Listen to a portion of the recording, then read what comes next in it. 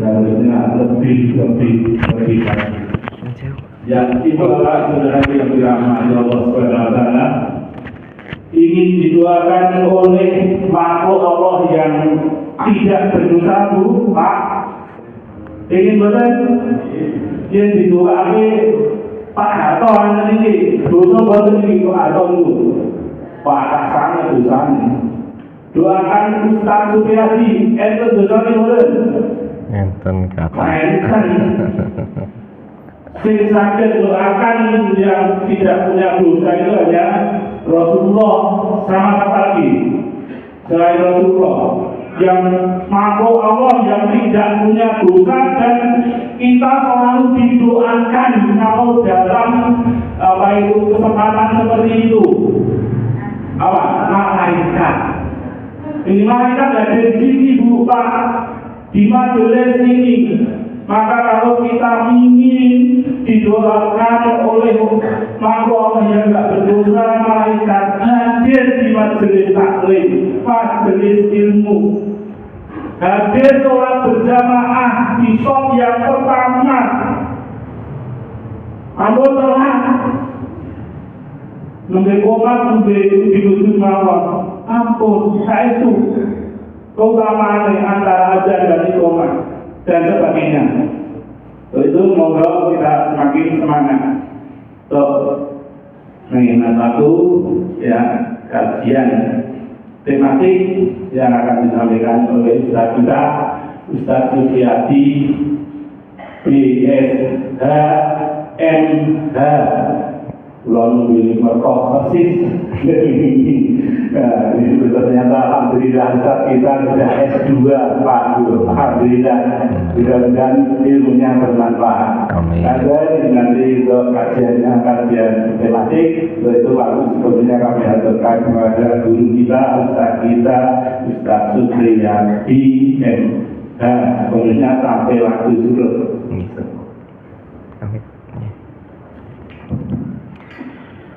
Bismillahirrahmanirrahim. Assalamualaikum warahmatullahi wabarakatuh.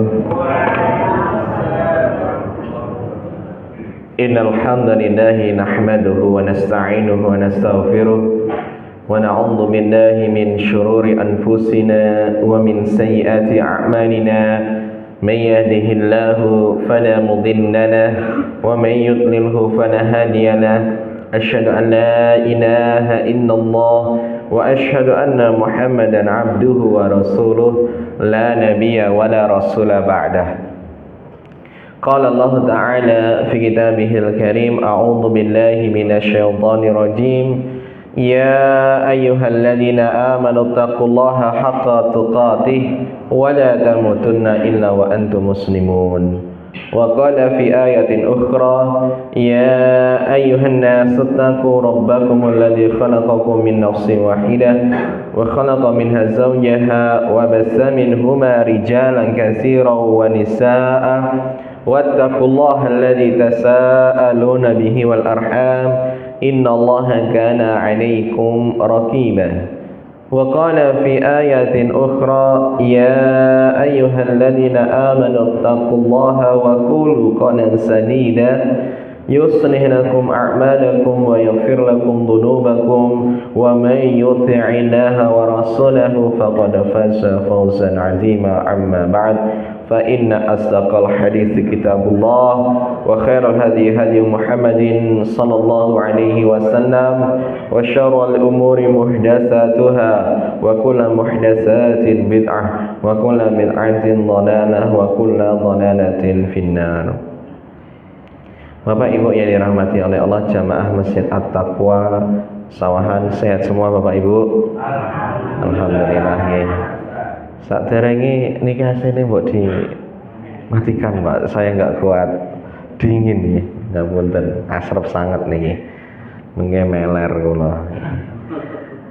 Iya, kita harus banyak bersyukur nggih Bapak Ibu nggih, karena Allah sudah ngasih kita nikmat iman, nikmat Islam, kemudian nikmat kesehatan dan nikmat kesempatan.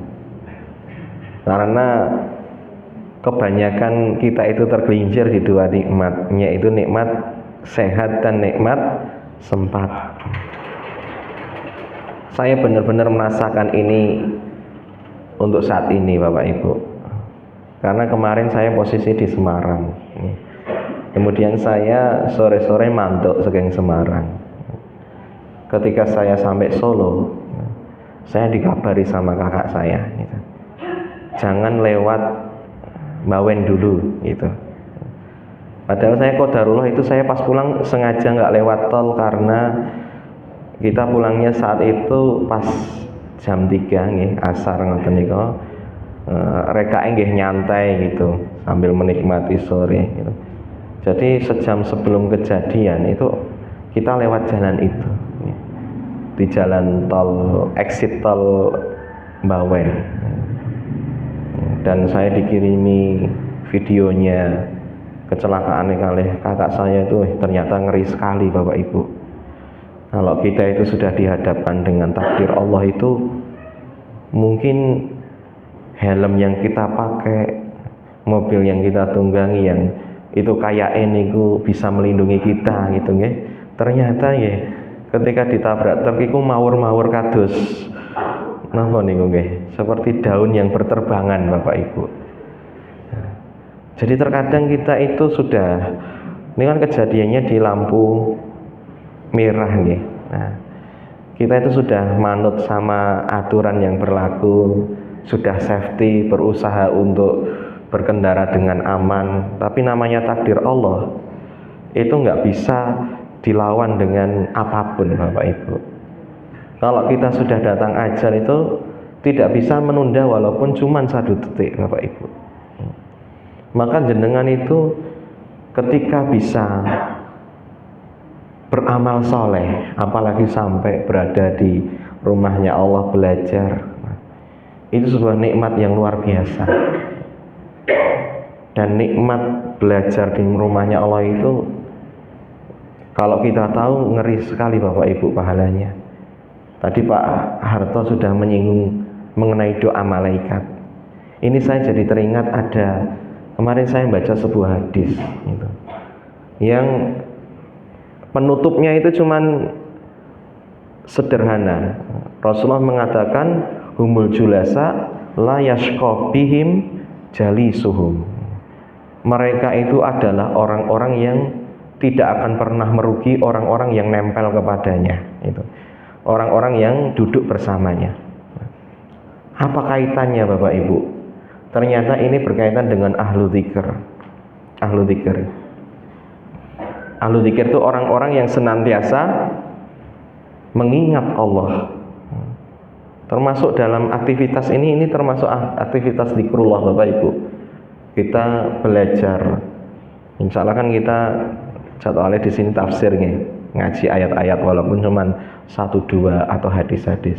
Itu sangat tidak diragukan bahwa itu sebuah zikrullah, mengingat Allah, mengingat akhirat. Nah, ternyata kalau kita baca hadis itu, sebelumnya itu ada sebuah cerita dari Rasulullah, innalillahi malaikatun gitu. Jadi sesungguhnya Allah itu punya para malaikat. Malaikat niku sekali lagi nggih Bapak Ibu, niku bentuk jamak. Jamak niku artinya banyak. Orang Indonesia itu kadang salah kaprah. Malaikat niku diartikan satu, kados ulama itu. Ulama niku diartikan di Indonesia satu orang pintar. Padahal aslinya ulama itu jamaknya dari alim. Alim itu orang-orang pintar, orang alim niku nek kumpul. Wong alim niku kan artinya orang yang berilmu, bukan wong sing rajin ibadah, benten Bapak Ibu. Jadi urung tentu wong rajin ibadah niku wong pinter gitu. Karena banyak orang yang semangat beribadah ning tidak berdasarkan perintah Rasulullah niku kathah gitu. Nah, jadi jamak dari orang alim itu jadi ulama. Nek jamak dari malakun itu malaikat. Malaikat niku jamak dari malak. Malak niku setunggal. Sanes malak, minta uang nggih. Malak di sini itu malakun, artinya satu malaikat. Nah, Allah itu punya malaikat Bapak Ibu, ingkang yatufuna at-turuq.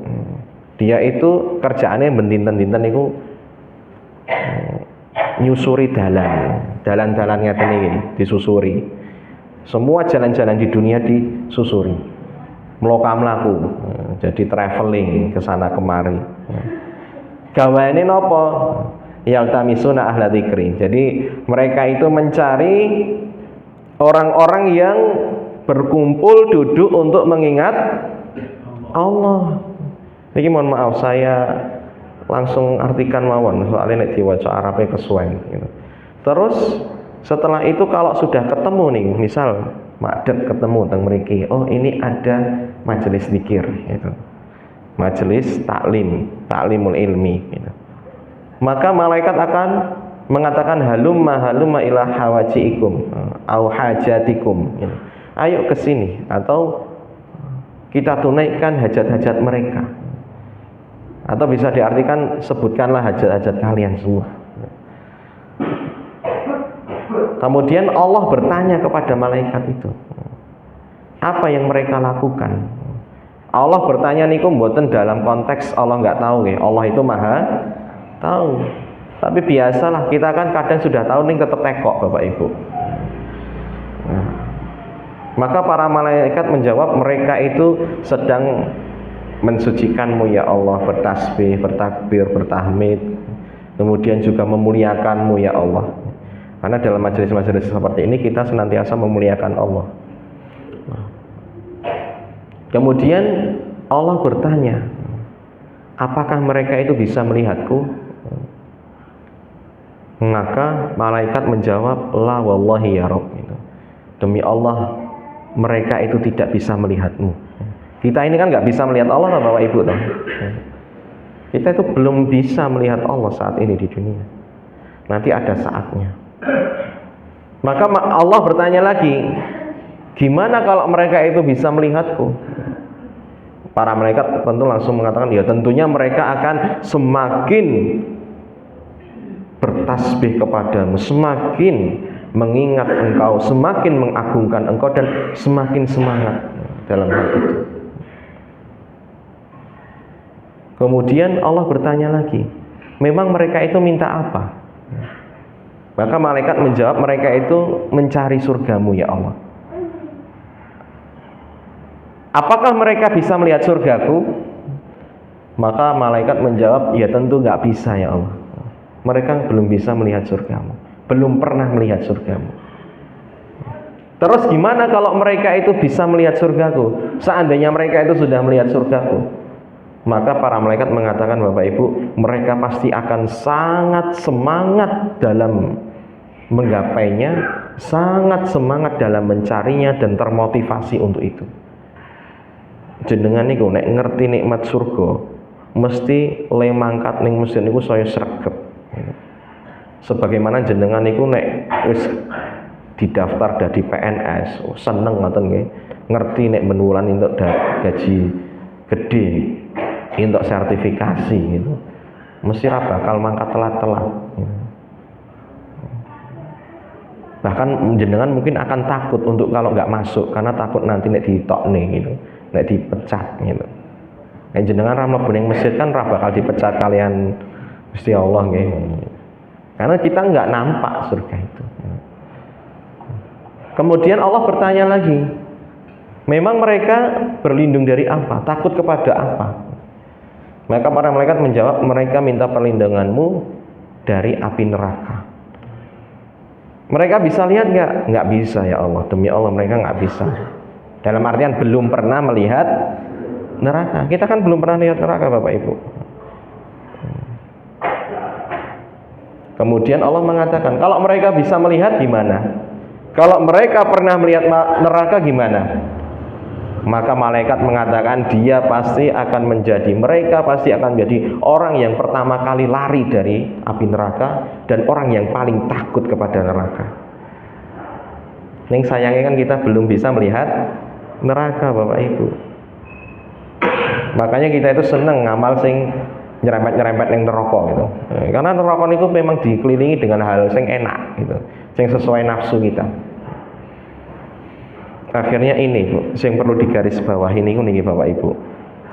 Pernyataan Allah ketika Allah itu mendapati ada makhluknya sing kumpul-kumpul demi mengingat dia padahal dia belum pernah melihat Allah, kumpul-kumpul untuk mengharapkan surga walaupun sebenarnya mereka belum ngerti surga kaya apa, dan mereka itu kumpul-kumpul untuk berlindung dari api neraka padahal mereka nggak tahu neraka itu juga seperti apa.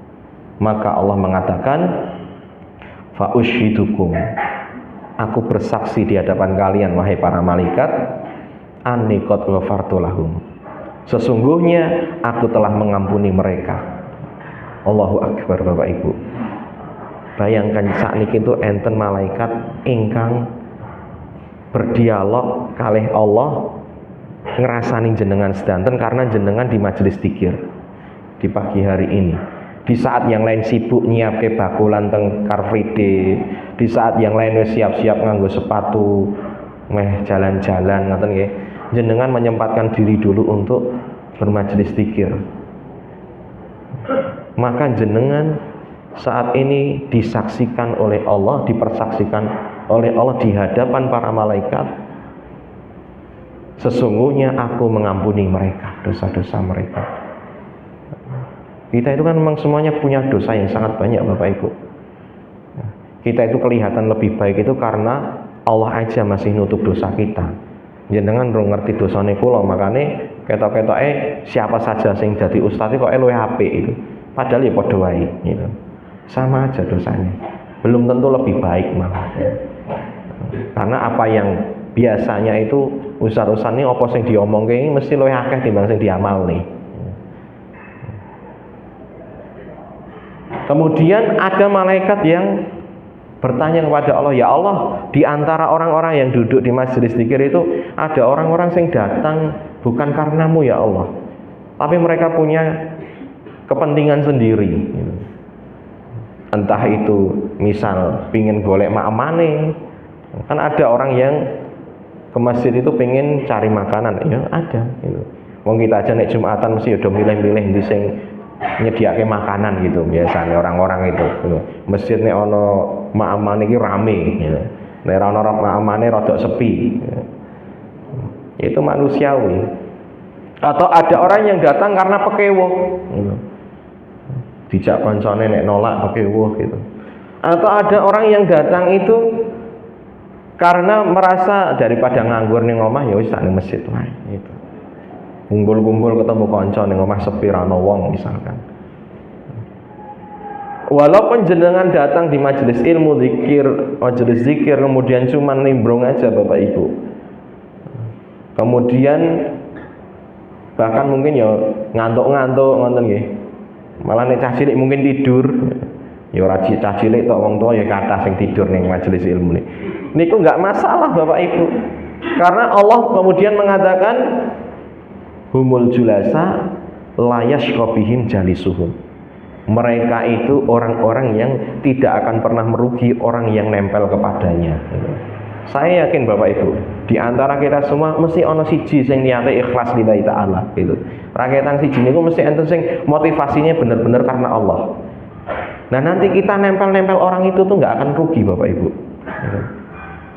Kita ini seandainya ada satu orang saja yang ikhlas, nanti akan terangkat oleh satu orang ini Bapak Ibu. Karena Allah mengatakan wong sing ngumpul-ngumpul melu duduk bareng sama ahlu dzikir itu, orang soleh itu, mereka nggak akan pernah rugi. Walaupun cuma duduk tidur atau duduk cuman domblong ramudeng nggak masalah. Itu adalah jaminan Allah untuk alat dzikir. Nah, maka kita ingin menjadikan majelis ini lebih mulia lagi dengan kita kaji ayat-ayat Al-Quran walaupun cuma 1-2 ayat gitu, ya. Insya Allah pagi ini saya ingin bahas masalah surat Maryam Bapak Ibu. Waktu saya mukodimah ya, mukodimah itu ram gitu. Karena saya tadi teringat dengan Pak Arto ini ngomong masalah malaikat, yaitu sing rande dosa kan Nabi Muhammad kali malaikat ya. Jadi memang malaikat itu senang kalau lihat majelis zikir. Mereka ada malaikat khusus yang ditugaskan sama Allah menaungi kita dengan sayapnya, kemudian mendoakan kita. Bahkan Mereka itu yang nanti akan laporan kepada Allah, oh di sini ada pengajian, oh di sini ada majelis zikir, di sini ada ini. Nah itu. Nah, Thayyib, bagi Bapak Ibu yang membawa Al-Quran atau HP bisa dibuka surat Maryam ayat, kita pelan-pelan dari depan nih. Insya Allah kita akan belajar dari Nabi Zakaria. Karena dalam Maryam, surat Maryam, yang pertama dibahas niku mengenai Nabi Zakaria. Setelah itu anaknya Nabi Yahya. Kemudian setelah itu dulure Nabi Zakaria sing napa niku sing diasuh, anak asuhnya namanya Maryam. Kemudian anake yaitu Isa niku sak napa niku sak leteng kalih Yahya itu. Nah nanti kemudian akan ada nabi-nabi lain yang dibahas di dalam surat Maryam, banyak Bapak Ibu. Nah itu bagus sekali kalau jenengan bisa mengkaji surat Maryam, itu nanti akan lebih kenal dengan orang-orang soleh ya, yang nanti semoga kita bisa mencintai mereka gitu. Karena kalau kita cinta dengan orang soleh, tentunya akan menjadikan kita lebih dekat dengan kecintaan kepada Allah. Sebagaimana Rasulullah itu berdoa, ya Allah aku minta cinta kepadamu ya Allah, kecintaanmu, kemudian cinta kepada orang-orang yang mencintaimu, dan cinta kepada amalan-amalan yang bisa mendekatkan kepada cintamu. Itu dongane Nabi Muhammad. Jadi kita itu kadang modal cinta itu sudah lebih dari cukup Bapak Ibu, walaupun kita mungkin belum bisa beramal sebagaimana amalan orang-orang soleh yang hebat. Thayyib, saya bacakan dulu. A'udzubillahi minasyaitonirrajim. Bismillahirrahmanirrahim. Kaf ha ya ain sad. Ayat pertama dibuka dengan kaf ha ya ain sad. Nah, niki namanya huruf muqatta'ah, huruf potong-potong yang kita semua nggak ada yang tahu artinya Bapak Ibu. Seandainya ada mufasir ahlul ilmi yang menafsirkan, maka itu adalah ijtihad atau pendapat pribadi. Karena Rasulullah sendiri tidak pernah menjelaskan artinya apa.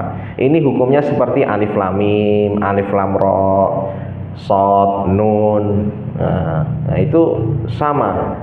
Tidak ada yang tahu apa makna sesungguhnya, hanya Allah yang tahu. Kalau hikmah banyak sekali. Ulama banyak menjelaskan mengenai hikmah dari kenapa Allah itu membuka surat-surat dengan huruf-huruf kayak gini. Salah satunya niku nggih, gen ngerti wong Arab bahwa Al-Qur'an itu ya penyusunnya sama seperti huruf-huruf yang dipakai oleh mereka sehari-hari. Jadi Allah itu menurunkan Al-Qur'an dalam bahasa Arab. Sehingga nanti kalau Allah nantang itu ya wangun, dalam artian karena Allah menantang dalam ranahnya orang Arab itu. Nek kita orang Jawa ditantang pinter-pinteran bahasa Inggris ya mesti kalah itu nggih. Nah, tapi ini orang Arab ditantang dalam pembuatan syair atau bait atau apapun itu karya sastra yang setinggi Al-Qur'an gitu.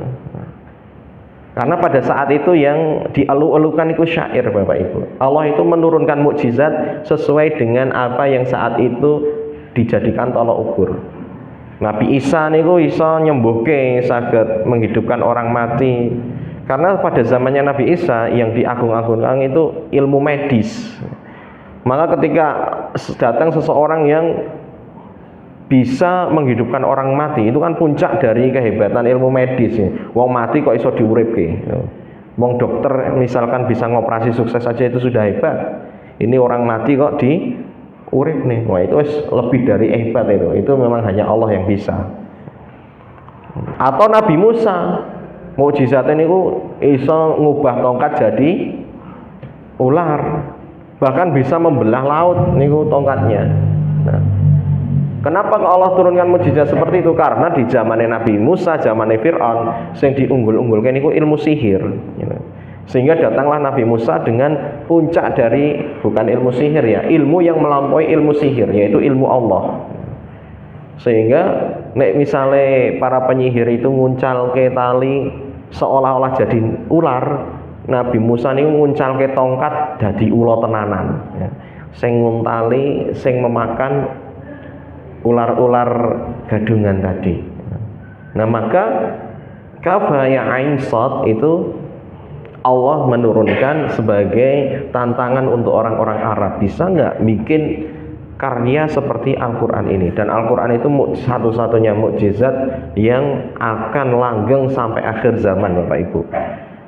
Setiap mukjizat dari para anbiya terdahulu mesti hilang berserta dengan nabinya, pembawanya, kecuali Nabi Muhammad. Mukjizatnya Al-Quran itu akan senantiasa langgeng sampai hari kiamat. Tidak ada satupun orang yang bisa ngotak-ngatik Al-Quran. Dzikru rahmati rabbika 'abdahu Zakaria. Di sini Allah mengatakan, ingatlah rahmat Tuhanmu kepada seorang hamba yang bernama Zakaria. Niki kita disuruh belajar kalih seorang nabi sing namane Zakaria, Bapak Ibu. Niki mungkin saged jenengan critake teng anak putune. Nabi Zakaria. Apa yang harus kita ceritakan, Bapak Ibu? Itnada rabbahu nidaan khafiyya. Ketika beliau itu berdoa kepada Allah, bermunajat kepada Allah dengan suara yang lirih dan lembut. Jadi termasuk adab doa niku, kita berdoa dengan suara yang lembut, sing lirih, ora usah kenceng-kenceng. Jenengan niku nyuwun kalih Gusti ingkang Maha mendengar. Kita itu meminta kepada Zat yang Maha mendengar, nggak perlu teriak-teriak, Bapak Ibu. Jadi tidak termasuk adab kita itu berdoa dengan teriak-teriak. Sebelum lebih jauh, saya ingin sedikit mengenalkan Zakaria dulu, saya lupa tadi. Nabi Zakaria itu salah satu nabi dari kalangan Bani Israel. Israel niku sinten toh? Israel niku Yakub. Jadi termasuk keturunannya Nabi Yakub. Jadi kan Nabi Ibrahim dua anak Ishak, Ishak dua anak Yakub. Yakub dua anak salah satunya Yusuf. Nah ini keluarga niki nabi kabeh, Bapak Ibu, luar biasa niki. Makanya Rasulullah itu pernah ditanya, wong sing paling bagus sih sapa paling hebat? Nek dari sisi nasab, Rasulullah menjawab Yusuf gitu. Yusuf ya anake nabi, putune nabi, cicite nabi. Nabi Yusuf niku bapake nabi, mbahe nabi, buyute nabi. Ngalahke Nabi Muhammad nek dari sisi nasab, nih dari sisi nasab. Karena nasabnya hebat semua nih.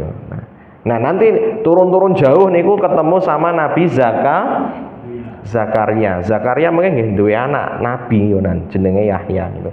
Memang keluarga nabi nih, Bapak Ibu. Beliau itu walaupun nabi ning ora duwe napa-napa, Nabi Zakaria niku termasuk nabi ingkang miskin. Maksudnya miskin niku nek dari sisi dunia nggak terlalu punya banyak harta gitu. Pekerjaannya nopo? Tukang kayu, tukang mebel gitu nggih. Saya waktu menjelaskan ini ada yang nyeletuk dulu itu. Nek ning Indonesia tukang mebel dadi presiden gitu nggih. Berarti presiden itu mengikuti sunnah Nabi Zakaria, Bapak Ibu, presiden kita gitu ya. Karena tukang kayu juga. Masya Allah ya. Jadi Nabi niku, Bapak Ibu, walaupun rizkinya dijamin sama Allah, tapi ya tetap kerja, Bapak Ibu. Bahkan nggak malu jadi tukang kayu. Makanya jenengan nek punya anak-anak dimotivasi wis beno lulusane misal sarjana opo ngoten, nek kerjane beda ya ora masalah gitu. Wong sakniki nggih kathah wong sing malah kebanyakan niku orang kerjanya nggak sesuai dengan jurusannya gitu. Ning ya tetep iso gitu, nggak masalah. Wong kerja niku sing penting obah, ora napa niku, ora perlu isin-isinan ngoten niku. Nabi aja nggak malu kok jadi tukang kayu. Maka jenengan juga jangan pernah merendahkan profesi apapun itu. Karena setelah saya baca-baca, Bapak Ibu, profesi para nabi itu rata-rata profesi yang saat ini dianggap rendah, Bapak Ibu. Nabi niku semua pernah jadi angon, tukang angon ya. Nah, tukang angon niku wong sing ngopeni gembalaan, wedhus, kambing, napa sapi. Niku kerjaane para nabi gitu. Niku nek jenengan delok wong angon niku aja diremehke niku gaweane para nabi. Karena cara Allah mendidik niku memang ngoten niku. Nabi-nabi niku kudu iso ngopeni wedhus sadurunge ngopeni menungso gitu. Nah, maka Nabi Zakaria pun termasuk para nabi yang dia itu makan dari jerih payah tangannya sendiri gitu. Nah, Nabi Zakaria ini di kisah ini senantiasa berdoa kepada Allah dan senantiasa mengingat Allah, meminta kepada Allah dengan suara yang lirih dan lembut. Kemudian beliau mengatakan, qala rabbi inni wahanal atmu minni. Nabi Zakaria dalam doanya itu beliau mengatakan, Rabbi, ya Allah, ya Tuhanku, inni wahanal atmu minni, sungguh tulangku wis tua gitu, wis apa jenenge, balonge iki wis lemah gitu. Sudah tidak kuat lagi seperti dulu.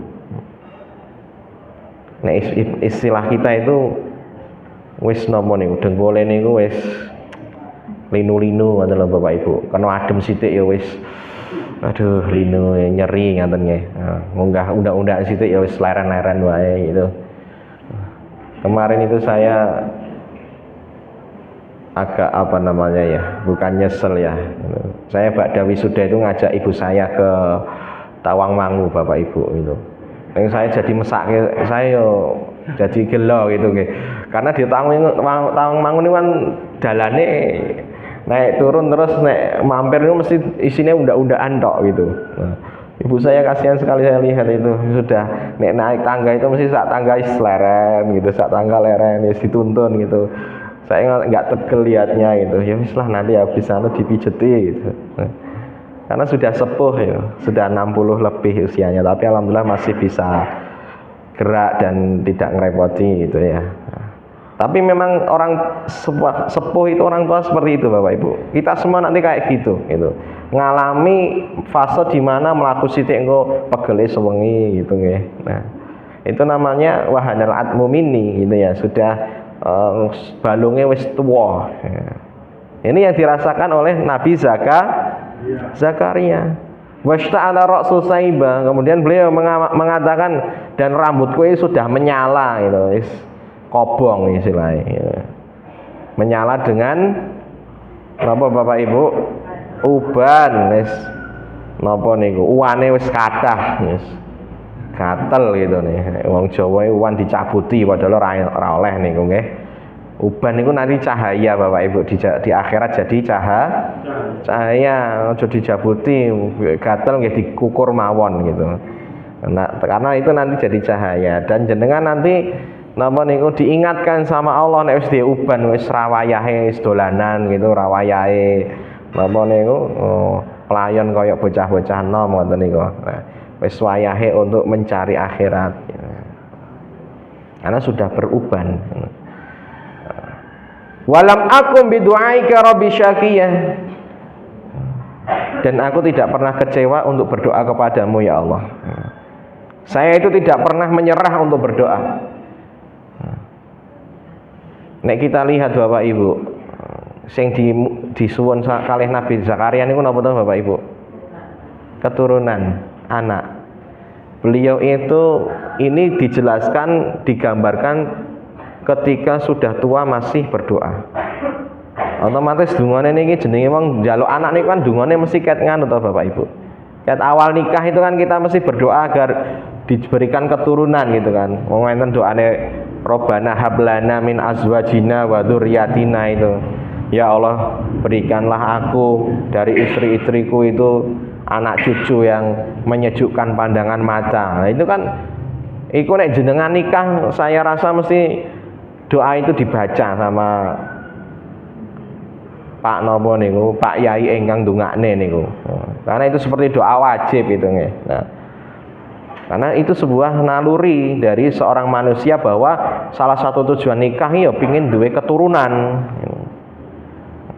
apalagi yang laki-laki gitu nggih. Dalam artian kita pasti sangat ingin punya anak laki gitu. Bapak kula niku di saat dulu itu yang lainnya KB, beliau nggak KB, melarang KB. Kenapa? Ya karena durung entuk anak laki-laki gitu. Akhirnya dapat saya bungsu gitu. Baru langsung KB gitu. Jadi kadang tuh ada asumsi orang-orang kalau nek durung duwe anak lanang niku urung marem gitu nggih. Nah, kita kan sekarang setelah belajar ya anak lanang wedok is padha wae gitu. Nek orang-orang dulu itu punya motivasi lebih Bapak Ibu. Nah, dan itu ya wajar gitu. Kebanggaan terhadap anak laki-laki itu sebuah kebanggaan yang naluriah dari seorang bapak gitu. Karena dia sudah punya penerus gitu ya. Nah, kemudian wa inni khiftul mawaliya mi wara'i wa kanat imra'ati akirah. Beliau mengatakan sesungguhnya aku takut kalau nanti saya nggak punya keturunan setelah saya meninggal ya Allah. Fahabli min ladunka waliya, maka berikanlah saat saya itu seorang keturunan. Ya, para mufassir niku khususnya di tafsir Ibnu Katsir disebutkan kekhawatirannya Nabi Zakaria tidak punya keturunan itu nggak sama kayak kita Bapak Ibu. Mungkin kita itu nanti takut karena nggak ada yang mewarisi harta kita, atau kita nggak punya keturunan lagi yang melanjutkan nasab kita gitu. Motivasi Nabi Zakaria melampaui itu semua. Beliau itu kenapa pingin duwe keturunan khususnya yang laki-laki, karena beliau mengkhawatirkan kondisi umatnya. Nanti nek saya mati sapa engko sing ngopeni umat ki ora melenceng gitu. Dengan bayangkan ya, nah Yahudi niku orang-orang Yahudi. Ini Bani Israel ini kan orang-orang Yahudi Bapak Ibu. Ketika zamannya Nabi Musa aja ditinggal 40 dina wis nyembah sapi gitu. Melencengnya cepet banget gitu. Mereka orang-orang pintar tapi ya gampang tertipu gitu. Nah, maka Nabi Zakaria kalau misalkan dia itu khawatir ya wajar. Nanti siapa yang kalau saya meninggal yang menjaga akidah mereka? Harusnya kita itu punya kekhawatiran yang sama Bapak Ibu. Jenengan ini ora usah wedi engko anak putu kita makan apa itu nggak usah takut. Karena kalau orang hidup tuh pasti dijamin rezekinya sama Allah. Ning takutlah nanti keyakinannya seperti apa, akidahnya seperti apa. Kita bisa memastikan nggak anak kita itu tetap lurus setelah kita meninggal. Karena mereka itu jariah kita Bapak Ibu. Makanya Nabi Yakub itu ketika dia sebelum meninggal ngumpulkan anak-anaknya, sing ditekoki pertama kali niku mata budu nami ba'di gitu ya. Apa yang kalian sembah setelah nanti aku meninggal? Setelah mendengar jawaban kami akan menyembah Tuhanmu Allah ya wahai bapakku, dan juga yang disembah oleh bapak-bapak kita, mbah-mbah kita, Ibrahim, Ismail, Ishak gitu. Tuhan yang satu. Maka setelah itu Nabi Yakub baru ayem gitu. Bisa meninggal dengan tenang. Ketika bisa memastikan anak-anaknya itu sudah berada di jalur yang benar. Maka sing diperhatikan niku akidahe, keyakinane, pola pikirnya itu seperti apa? Apakah dia itu sudah memprioritaskan akhirat atau jek uplek mbek dunyane wae gitu. Nah, maka Nabi Zakaria meminta kepada Allah agar diberikan satu anak yang nanti bisa melanjutkan tugasnya, yaitu sebagai seorang nabi yang menjaga akidah umat.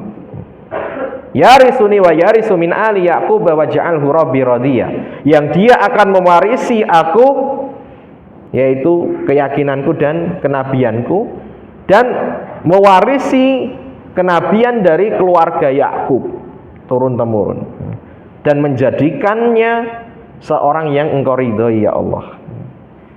Nah, ini luar biasa sekali Bapak Ibu. Jadi visi misinya Nabi Zakaria itu visi misi akhirat, bukan dunia. Karena apa? Para nabi itu tidak pernah mewariskan kepada anak-anaknya, umatnya, emas maupun perak. Rasulullah mengatakan innal anbiya lam yuwarisuna dinaron wala dirhaman. Para nabi, entah itu Nabi Muhammad maupun nabi-nabi sebelumnya, tidak pernah mewariskan dinaron, dinar itu emas, au wala dirhaman, juga bukan dirham atau perak. Emas dan perak, harta-harta itu enggak diwariskan. Bukan prioritas mewariskan harta-harta itu. Mereka bisa cari sendiri-sendiri. Innama warasul ilma. Para nabi, orang-orang soleh itu justru mewariskan ilmu, Bapak Ibu. Jenengan duwe pondok kathah niku anak-anak ya iso golek. Ning nek ilmu niku benten gitu. Enggak semua orang kaya itu punya ilmu. Walaupun juga nggak semua orang berilmu itu terus kaya, ya enggak gitu. Neng di hadapan Allah orang kaya itu sudah orang berilmu itu sesungguhnya orang yang kaya. Kenapa? Karena di sini kemudian Rasulullah mengatakan wa man akhadha bihi akhadha bihadzin wafirin.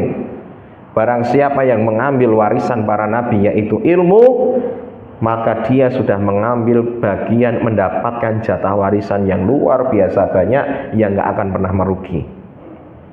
Masya Allah Bapak Ibu, saat niki jenengan sedang mengambil warisannya para nabi, sedang belajar dapat ilmu baru. Uang sing into ilmu niku luweh apik timbang into 10 hektar tanah gitu. Kenapa sih orang-orang pada rebutan tanah? Ini nggak pernah rebutan ilmu gitu. Karena ilmu itu di pandangan manusia itu remeh Bapak Ibu. Orang mareki gitu ya. Ngaji, ya alhamdulillah nek mriki ngaji wareg Bapak Ibu. Nah, neng kan ya ora kabeh ngaji niku enten makeme gitu nggih. Apalagi jenengan nek ngaji teng pondok, ngaji teng wis malah dikon urunan gitu nggih. Bayar malahan. Tapi ya itulah Bapak Ibu, bahwa ilmu itu sesungguhnya sangat mahal, bahkan lebih mahal daripada dunia dan seisinya. Karena ini jaminan dari Rasulullah gitu loh. Sopo sing jiko ilmu niku dia sudah mengambil bagian yang luar biasa banyak. Mungkin ini saja Bapak Ibu karena sudah terbit ya. Sebelum kita tutup saya ingin memberikan kesimpulan. Ini kita ngaji 6 ayat tapi sebenarnya ini termasuk ngaji cepat Bapak Ibu. Niki nek dibedah niku dangu meleh Bapak Ibu. 6 ayat niku luar biasa. Dan kesimpulannya di sini ada 5 poin. Saya ambilkan dari Aisarut Tafasir. Yang pertama adalah takriru nubuwah Muhammad. Ini adalah salah satu bentuk mukjizat dan menguatkan nubuwahnya Nabi Muhammad, di mana Nabi Muhammad niku jarake kalih Nabi Zakaria niku sangat jauh, tapi Nabi Muhammad bisa menceritakan mengenai Nabi Zakaria. Padahal Nabi Muhammad niku mboten pernah belajar kitab-kitab sebelumnya. Taurat, Injil niku mboten mudeng.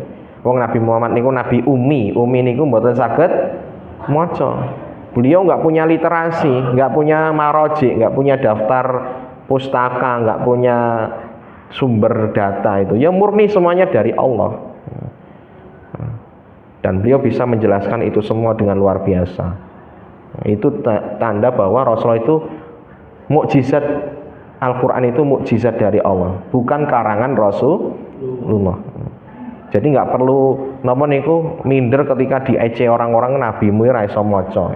Justru ketika nabi kita nggak bisa baca, itu semakin membuktikan bahwa semua yang keluar dari mulutnya Nabi Muhammad itu dari Allah. Kemudian yang kedua adalah disunahkan, disukai kalau kita itu membaca doa secara lembut dan secara lirih, sir. Karena semakin doa itu dirahasiakan Bapak Ibu, semakin mustajab. Doa niku semakin dirahasiakan semakin mustajab. Nek semakin dinampakkan niku yo nanti akan berkurang tingkat kemustajabannya. Apalagi jenengan donga ning status itu. Wah itu donga apa-apa niku. Jadi nek donga teng status itu ya doa sing umum-umum aja gitu.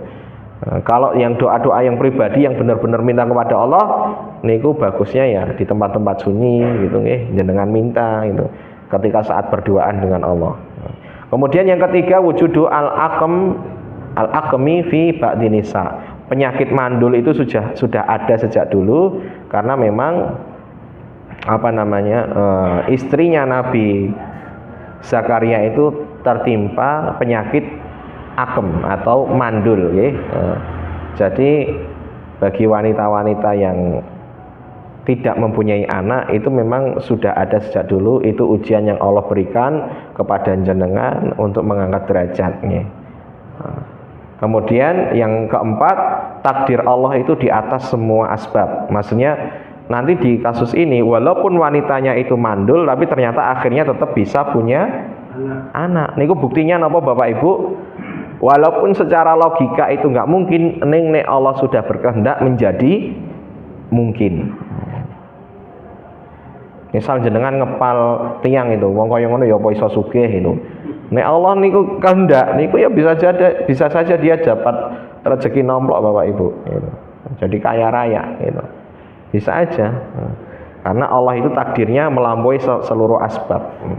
Kemudian yang terakhir bahwa di sini ada sebuah kaidah, para nabi itu tidak mewarisi kecuali ilmu. Jadi ilmu itu adalah warisan para nabi dan itu adalah prioritas nabi ketika bisa mewariskan ilmunya kepada para umat, bukan mewariskan harta. Ya, mungkin ini saja dari saya, semoga bermanfaat. Seandainya ada yang salah, saya mohon maaf, itu datangnya dari kekeliruan saya, dan seandainya benar itu semata-mata datangnya dari petunjuk Allah. Aku qouli hadza astaghfirullah li wa lakum. Saya kembalikan ke pembawa acara. Ya.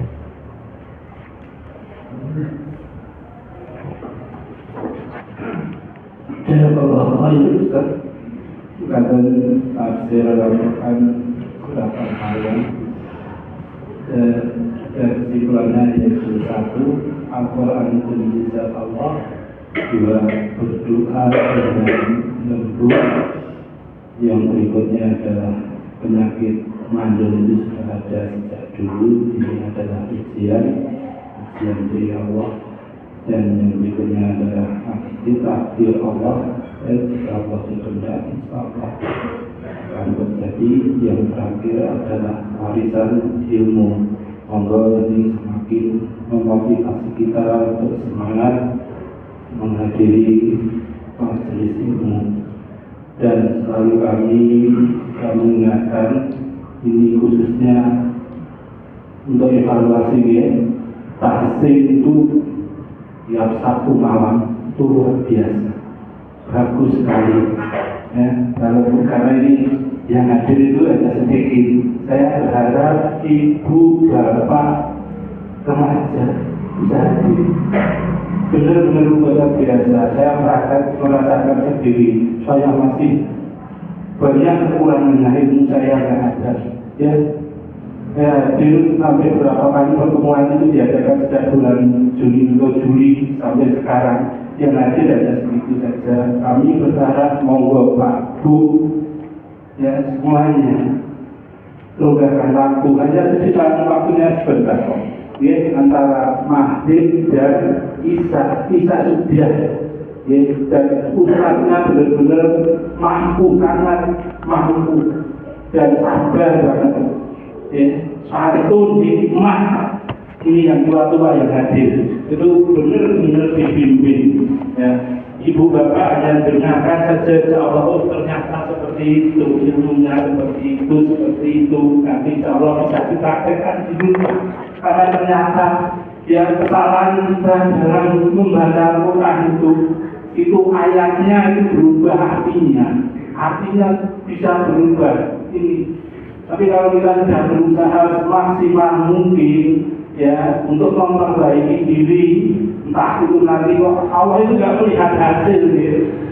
Allah itu nggak melihat hasilnya, tapi yang dilihat itu adalah usahanya, prosesnya ya. Kalau kita sudah berusaha semaksimal mungkin kok bisa kalau itu hasilnya kurang sesuai harapan, Allah akan menilai. Seperti saya banyak sekali dari sudah berusaha itu angel kan ya. Kalau dicek itu satu persatu itu bapak-bapak ini semuanya yang ada itu sih salah ya.